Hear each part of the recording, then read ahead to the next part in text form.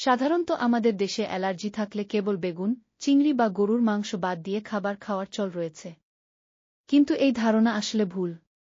কেননা একেকজনের একেক ধরনের খাবারে অ্যালার্জি থাকে। চিকিৎসকেরা বলছেন, খাবারে প্রোটিনের গঠন, হিস্টামিন নামক উপাদানের হেরফেরে ত্বকে অ্যালার্জির সমস্যা বেড়ে যেতেই পারে।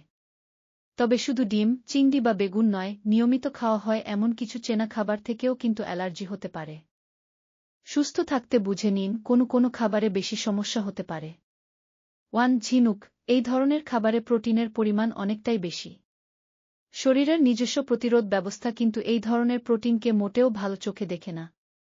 ফলস্বরূপ ত্বকে প্রতিক্রিয়া দেখা দেয়।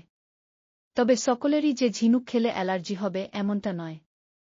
2. বাদাম। চিনেবাদাম খেলেও অনেকের অ্যালার্জির সমস্যা হতে পারে। কারণ বাদামের মধ্যেও অ্যালার্জেনিক প্রোটিন থাকে। এই ধরনের প্রোটিন থেকেও কিন্তু ত্বকে একজিমার মতো সমস্যা দেখা দিতে পারে।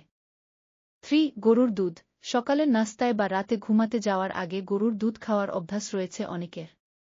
চিকিৎসকরা জানাচ্ছেন, দুধ এবং দুগ্ধজাত খাবার থেকে অ্যালার্জির সমস্যা হতে পারে।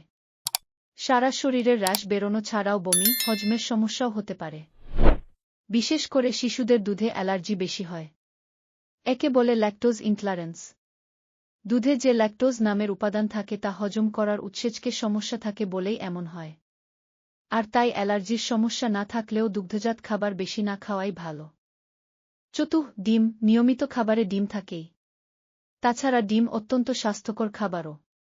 তবে ডিমও কিন্তু অ্যালার্জির কারণ হতে পারে। ডিমে অনেকেরই অ্যালার্জি থাকে। ডিমের আমিষ অংশ খেলে অনেকের চোখ লাল হতে পারে, ত্বকে চুলকানি হতে পারে। 5. শস্যজাত খাবার। যব, ভুট্টা, ওট, ময়দা ইত্যাদি খাবারে গ্লুটেন থাকে, আর অনেকেরই গ্লুটেনে অ্যালার্জি থাকে। যার কারণে কেক, কুকিজ, পাউরুটির মতো তৈরি খাবার থেকেও অ্যালার্জি হতে পারে। অ্যালার্জির ঝুঁকি এড়াতে তাই এমন কিছু বেশি না খাওয়াই ভালো।